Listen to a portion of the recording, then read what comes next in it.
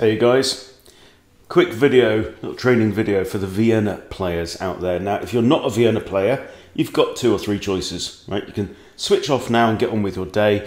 You can watch the video and hopefully I will be able to persuade you that you should be trying out this awesome opening. So literally, I got a coffee, I've just played 2 quick 5-minute blitz games and they're awesome. So sit back, relax, enjoy. Hopefully my camera's going to work as well on this one. Okay, so this is the Vienna game. So you have the white pieces, you play e4, they play e5, which is the most common response at the beginner to intermediate level. And then instead of the most natural knight f3, attacking this pawn, you play knight to c3, kind of defending this. Okay, now if your opponent plays knight f6. Now there are options. I mean, this is the Vienna game. This is like mainline stuff, but the Vienna Gambit invitation starts with f4. And here my opponent declines, but he declines with knight to c6. Very common, natural looking move, right? My pawn's attacked, I defend it. But it's a problem, because you take the pawn, if knight recaptures, you have d4. This is what I call the Halloween variation. Because it's similar to Halloween Gambit, but you don't give up a whole knight. And the knight has to retreat, and then you push e5. And then this knight has a problem. Now, if the queen blocks, we have a couple of options here. Now, the fish god said, Hunty, you made a mistake. You should have played this, okay? Now, I know this move. This is absolutely normal move. It's the first thing that came to mind. But then I thought again, and then I thought, do you know what? There's a kind of a variation on the idea of, you know when you've got a piece that's pinned and you try and attack it with a pawn? Well, look, here I've got a piece that's attacked with a pawn, so why not pin it? So I pinned it with the bishop, causing a problem, right? So he can't move the knight now because I take the queen. And anything else happens, but even so then, I can't just take the knight with the pawn. I think that's what the fish was complaining about. So anyway, so he pushes d6, which is not great. And now, there's one great move. There's one good move on the board. If you are a Vienna player with a few Viennas under your belt, you'll know what this move is. It's very thematic. It's very typical in the Vienna game. Anytime the queen comes here or here, and considering the fact that this knight is pinned, he's in a full Nelson, it's not the move. I didn't play that move. Okay, I thought I was going to play this straight away. Anyway, so I take the knight. Now, queen can't take because, right, queen can't take because pawn takes queen. So pawn must recapture, and then I play knight to d5. There you go, knight to d5. But again, still, I'd really like to have my queen on e2 here, so that I can capture with check with my pawn. So I'm attacking the queen. And I'm also here attacking c7. My opponent slides the queen to the side. Very obvious, natural looking move. Final move of the game. Can you see it? Knight f6 with a fork. A royal fork on the king and the queen. And black resigns. So that was a lovely game against a 1325 rated player. Ready for another one? To witness the awesome power of this fully operational battle station. The Vienna game. My opponent here is rated 1261 and plays the semi-copycat, so he's starting to go down. Now, historically, I've played bishop to c4, which is like the engine move, but I haven't scored very well with it. So I've been looking at this alternative now, which it calls so this is the Max Lang defense, right? And this is the Vienna Gambit in the Max Lang.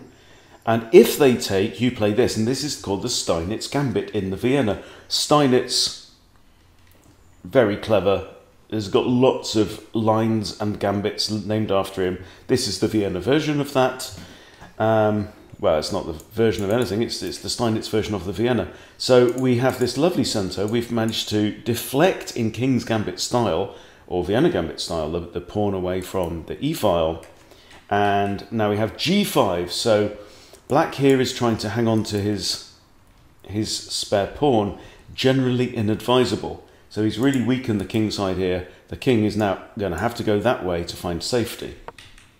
I bring out my knight because I would like to castle, probably short, but you have options both sides in the Vienna like this. So now d6, so opening up this bishop maybe for ideas of a pin. I'm not bothered about that. Bishop c4. Now he makes another pawn move. Really not a good idea, right? He's behind in development. I castle. Now he makes another pawn move. He wants to keep my pieces out, but pushing all your pawns up the board is not the way to keep your opponent's pieces out, as we shall see. But now I break in the center, right? This comes with tempo. I'm attacking his knight. His knight's going to have to go somewhere, right? I've devalued my bishop as well to some extent here. Knight comes into the middle. We trade off knights, okay? And now my central majority is quite telling, and there's space now. You see, with all these pawn moves, there's all these lines around towards his king. So I bring my queen out here, not the best move at all. You can see what my thinking is. My thinking is maybe, but this is kind of hope chess, a little bit of hope chess. I didn't know what was going to happen. I didn't calculate what was going to happen. I was thinking maybe I might get to push d6 with a checkmate threat supported by the bishop and something, right? That was as far as my thought process went, okay? But my opponent now finds the resource knight f6.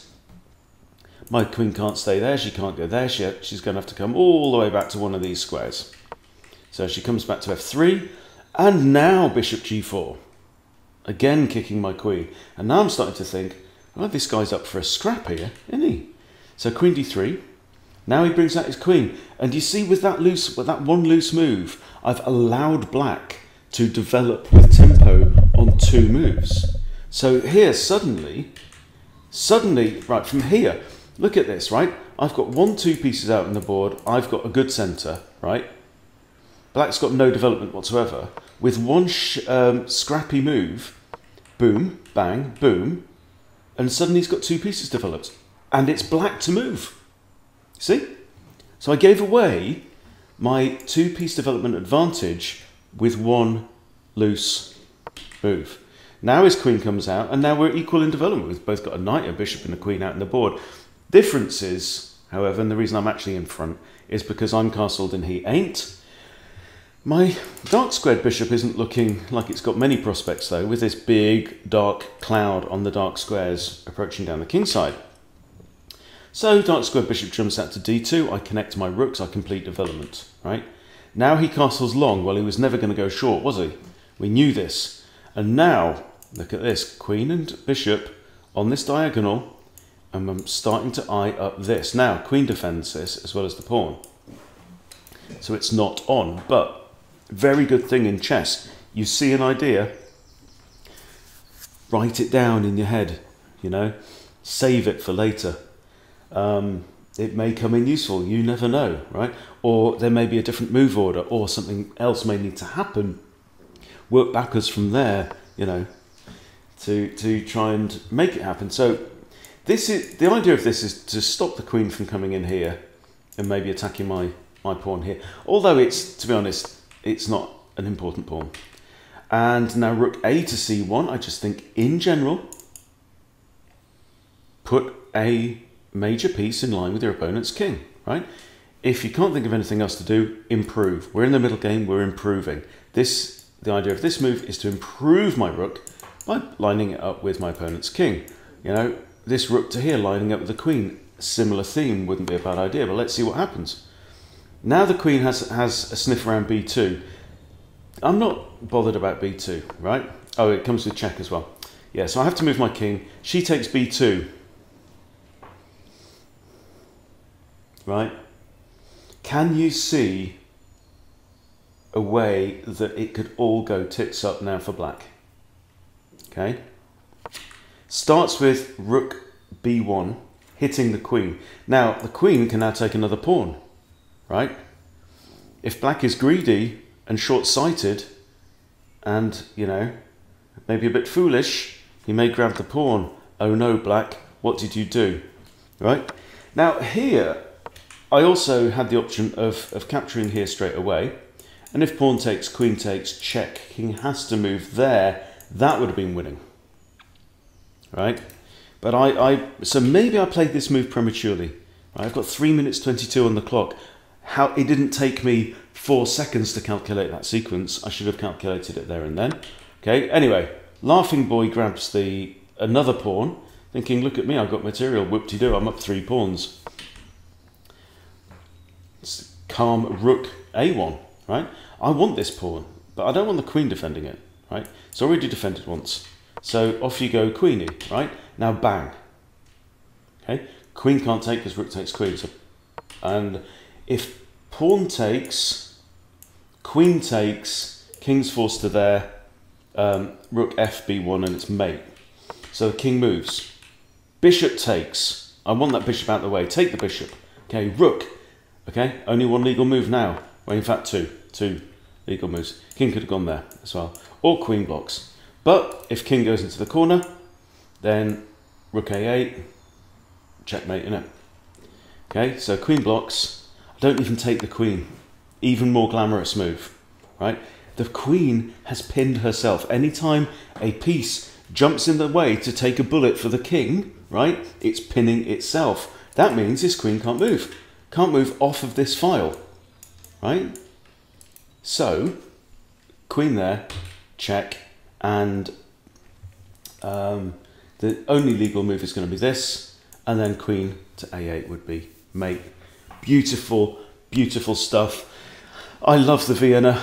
I know a lot of people have said, oh, can you do a bit more on the King's Gambit? But, you know, you can have my Vienna when you price it out of my cold, dead fingers, quite honestly, because I love it. I'm just loving it. Anyway, that's it. Hope the video has worked. Thank you for watching. Hopefully my fully animated video clip. I'll see you later.